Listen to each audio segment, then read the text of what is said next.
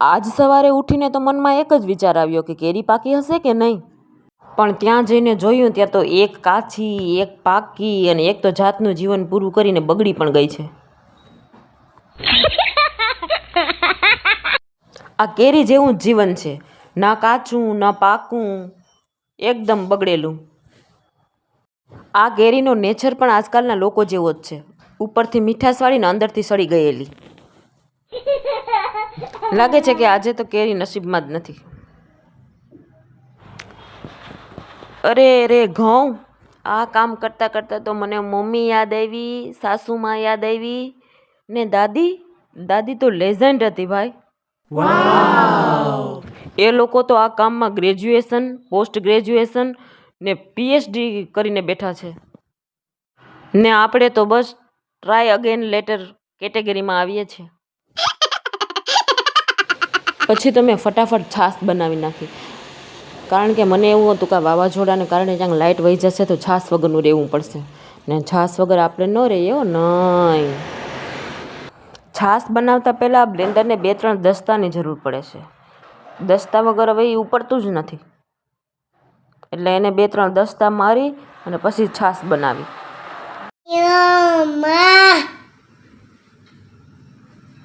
પછી નાસ્તો બનાવો તો યાદ આવ્યું, કાલની રોટલી તો પડી છે તો એને વેસ્ટ કરાય નહીં, તો પછી એના બટકા તરી નાખ્યા અને કડક ચા બનાવી. પણ આપણે નાસ્તો કરવા બેસીએ ને તો ડિનર થઈ જાય. આ છે આપણી ગુજરાતી લાઈફસ્ટાઈલ. ઓ બાપરે, આ મનુબેનના વાળ તો જો, એકદમ કર્લી, સ્પ્રિંગ જેવા. સ્પ્રિંગ જ છે, સ્પ્રિંગ. મનુબેનને સલૂનમાં લઈ જાવ ને તો સલૂનવાળા બેન પણ એમ કહે છે કે આને માઇક્રોવેવમાં મૂકો ને તો પણ કાંઈ ફેર ન પડે.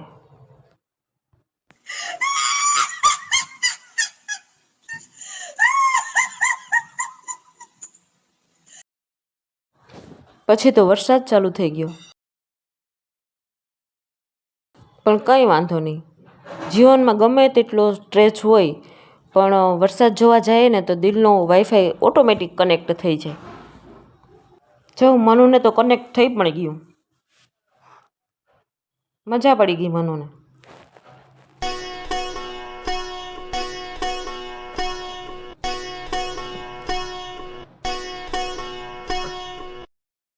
પછી તો મને એમ થયું ચાલો હું કપડાં ધોઈ નાખું, પણ હું કપડાં ધોવા ગઈ ત્યાં તો મારી આ રાજકુમારી ત્યાં પણ આવી ગઈ.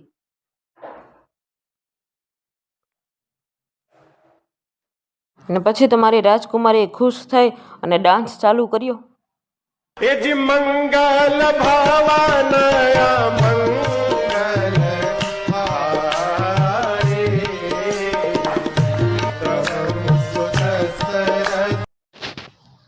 પછી બપોરના જમવામાં બનાવવાની હતી દાળ, તો દાળ તો ભાઈ રેડી છે, પણ હવે એકદમ જક્કાસ તડકો કરી નાખું ને તડકો એવો જોઈએ કે ભૂખ સાથે મૂડ પણ જામે. આ તડકો એટલે કે કુકિંગનું આઇટમ સોંગ. આ તડકો તો નાખી દીધો, પણ કુકરનું ઢક્કણ તો ખુલ્લું છે. આ કુકરનું ઢાંકણું હોય કે ઘરનું સિક્રેટ હંમેશા ખુલ્લું જ રહે.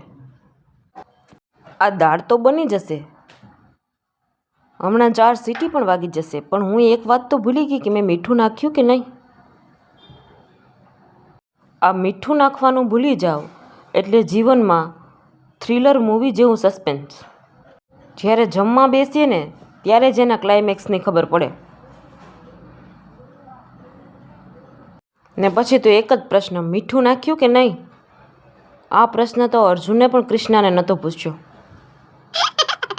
હા ભાઈ, આ દાળ તો પરફેક્ટ છે, મારી જેમ થોડી સ્પાઇસી, થોડી સ્વીટ, પણ ઓવરઓલ હિટ.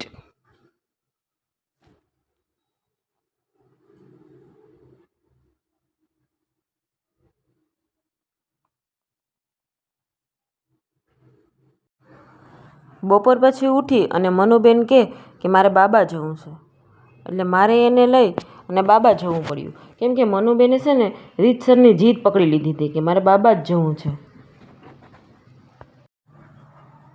પણ આ મારી રાજકુમારી લિફ્ટમાં ચડી ગઈ, પણ 3 મિનિટમાં જ થાકી પણ ગઈ. ત્યાં તો એમની બેટરી લો થઈ ગઈ. ત્યાં પણ પકડીને ઊભી ગઈ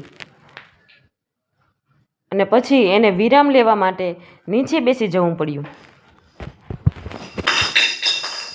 લિફ્ટમાં પણ મારી રાજકુમારીને વિરામ જોઈએ તો આરામથી બેસી ગઈ તો લિફ્ટમાં.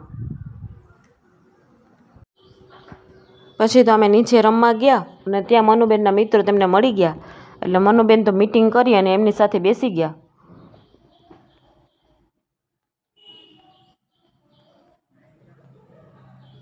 માસી પણ એ બંનેને રમાડવામાં લાગી ગયા.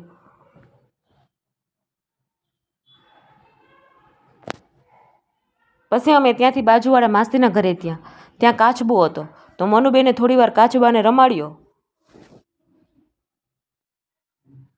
મનુબેન તો કાચબાની પાછળ પાછળ જ દોડે.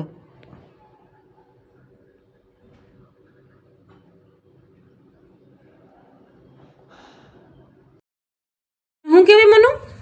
એ શું છે તારા હાથમાં? એને શું કહેવાય? શું કહેવાય? ટપુતા. ટમેટું બોલ તો. ટમેટું. એને શું કહેવાય? એને શું કહેવાય? ક્યાં તપેતું? તપેતું ક્યાં તપેતું? એ તો ડુંગળી છે. એને શું કહેવાય? ડુંગળી બોલ તો. ડુગી નહીં, ડુંગળી. પછી તો મેં સાંજની રસોઈ માટે ઓળો બનાવ્યો ને એના માટે ડુંગળી, લસણ, ટમેટું, મરચું બધું કટિંગ કરી અને રીંગણાને શેકી લીધા હતા. તો ઘણા લોકો આને ભડથું પણ કહે છે, ઘણા ઓળો પણ કહે છે. તમે શું કહો છો તે કોમેન્ટ જરૂર કરજો. ભડથું કહો છો કે ઓળો કહો છો? હું તો હજી આ ઓળો બનાવવાની તૈયારી કરતી હતી ત્યાં તો મનુબેનને પાપડ ખાવાતા. ગામ વસાવ્યું નથી કે ભિખારી હાજર. એટલે મેં એને પાપડ તળી અને આપી દીધા અને મનુબેને પાપડ ખાધા.